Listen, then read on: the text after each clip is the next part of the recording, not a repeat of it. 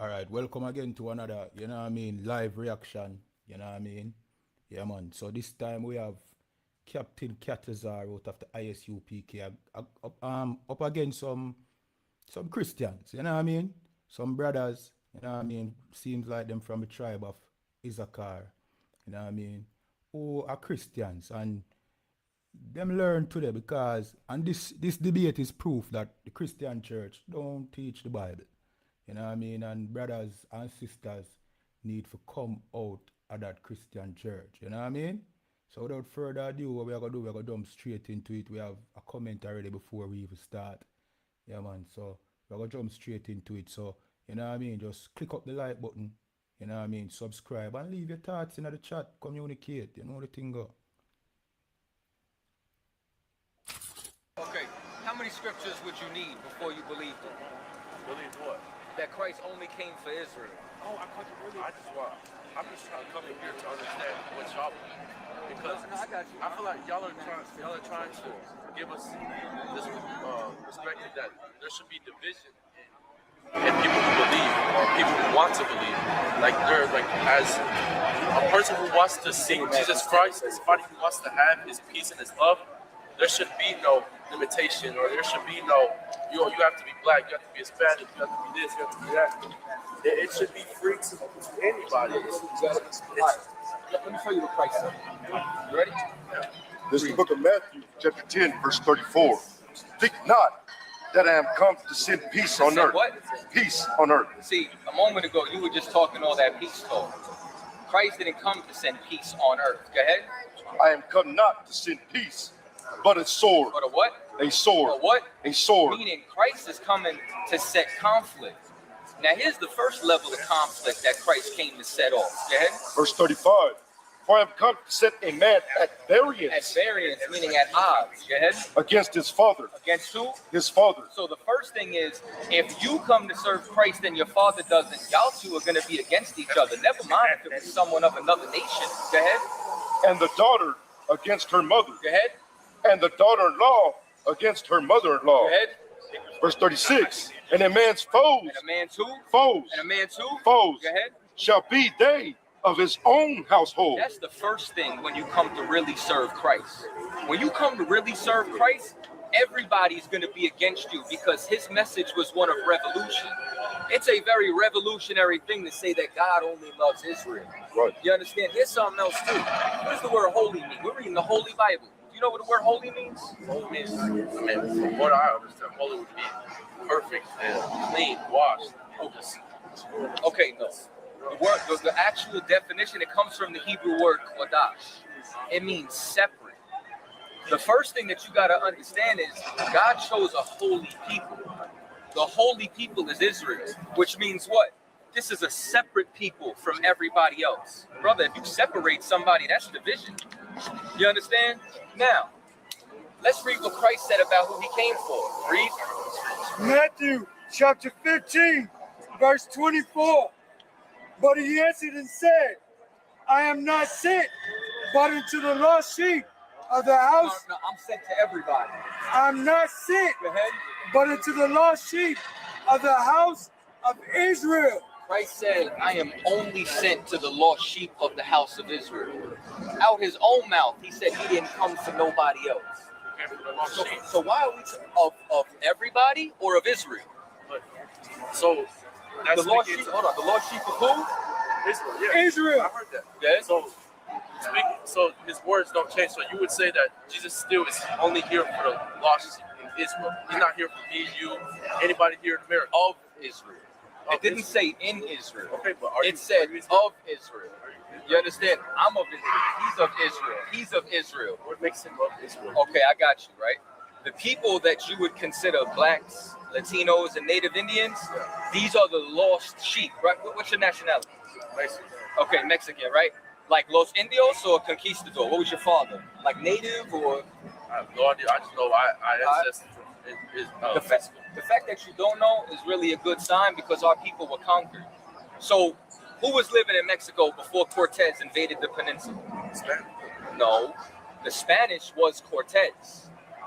Who is living? Oh, I'm not sure. The indigenous, the natives, right? You had the Aztecs, you had the Mayans, right? On the other side in South America, you had the Incas in the Caribbean, you had the Tainos, right? What was their language? What was the Indian language in Mexico before Spanish? You see how you don't know? That's why we're lost. Right. We're lost because they came and took our identity. We're lost because we don't know who we are. The scripture says that the ass knoweth his master's crib. You understand? A donkey, an ass, is a very dumb animal, but even he know who he belongs to. But it says that Israel knoweth not and doth not consider. We don't know who we belong to because we've been conquered. Right. We don't know who we belong to, and that's why we're so messed up right now. So he said, what? Read that again. He answered and said, I am not sent, but unto the lost sheep of the house of Israel. Of the house of Israel. That's who he sent for. Those people in Israel right now, they're not even the real Israelites. They're Right. the synagogue of Satan. That's right. They're the ones that profess themselves to be Jews and are not. That's what Revelations is talking about. They're the synagogue of Satan. You understand? Christ came to redeem his people. You want to say something? I mean, I see your point. I see your point of like he came for the lost of Israel. So I can see your claim about how we are Israelites because we're lost. We don't know where we come from, or we don't know our foundation. But I've been sitting up there listening. But I what made me want to come up to you, I just wanted to understand what was the differences between our beliefs. The firm foundation is that we know that Jesus Christ is our Lord and Savior. We know that He's the Son of God. We know that He just came to bring salvation for the lost sheep, for the people who need that redemption of their sins. And as long as we can come into agreements that we know that Jesus Christ is our Lord and Savior, that we confess from our mouth and tongue that He's our Lord and Savior, and that we walk by Him every day, and we understand that we need Him to be holy and to be righteous and to have that salvation, to be forgiven of our sins. That's all that matters.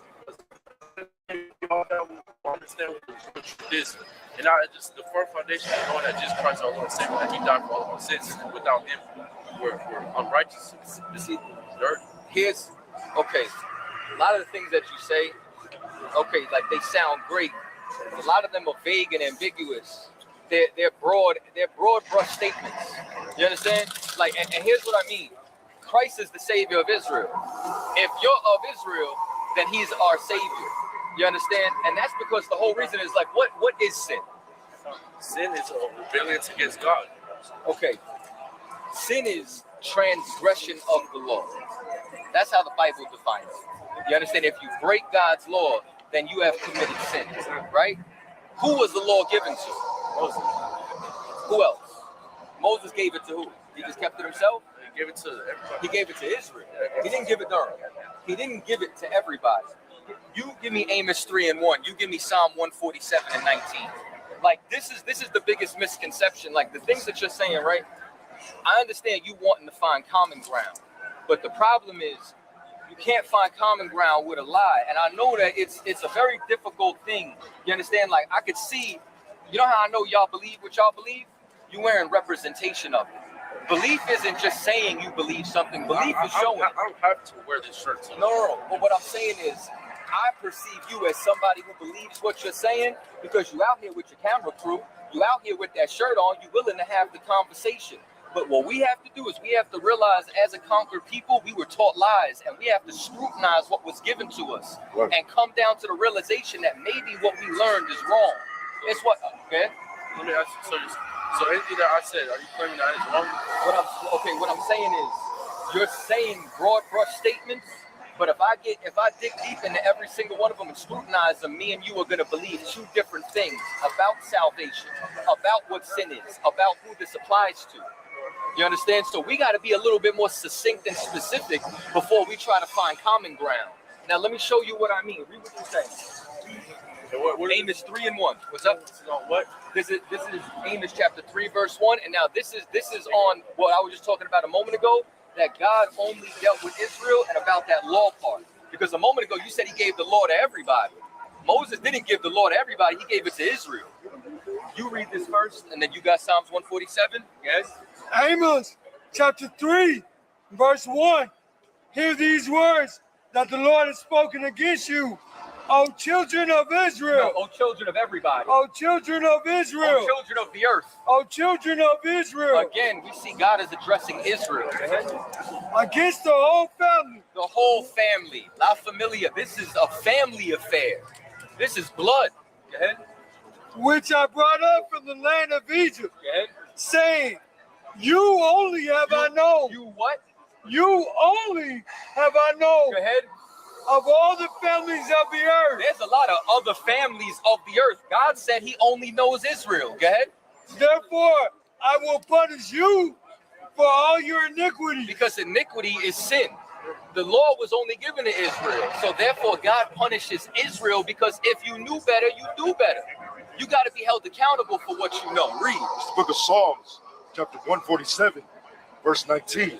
He showeth his word unto Jacob. Unto who? Jacob. Jacob is the progenitor of the tribes of Israel. Go ahead. His statutes and his judgments unto Israel. His judgments and his statutes unto Israel. His punishments, his penalties, everything that he's done. All these ordinances. For who? Unto Israel. Not everybody. Go ahead. Verse 20. He hath not dealt so with any nation. With what? Any nation. God hasn't dealt so with any other nation. Go ahead. And as for his judgments, they have not known them. The other nations have not experienced God's judgments like we have. Go ahead. Praise ye the Lord. And then right after he says God don't know anybody else, he says praise the Lord. We're God's chosen people. That's right. I got a question for you. Why did a Jew have to die? Why would I have to die? No. Not Jew. as in you. Oh, I thought you said. Why would a Jew, Jew, Jesus Christ is from the tribe of Judah, shorthand Jew. Why does a Jew have to die? It's a sin against God. Whoa. Christ never sinned. Oh, why would Jesus have to die? Jesus is a Jew. Yeah, exactly. Jesus is the only perfect sacrifice. He's the only holy person that could. He was just sent from God. Why wasn't a Moabite sent? You understand? Why wasn't an Edomite sent? Why wasn't an Elamite sent? Why did a Jew have to be sent? See, that's a very important question. Do you believe that we serve a fair and a just God? So walk with me for a second, right? You mean to tell me that this book just said God doesn't deal with any other people?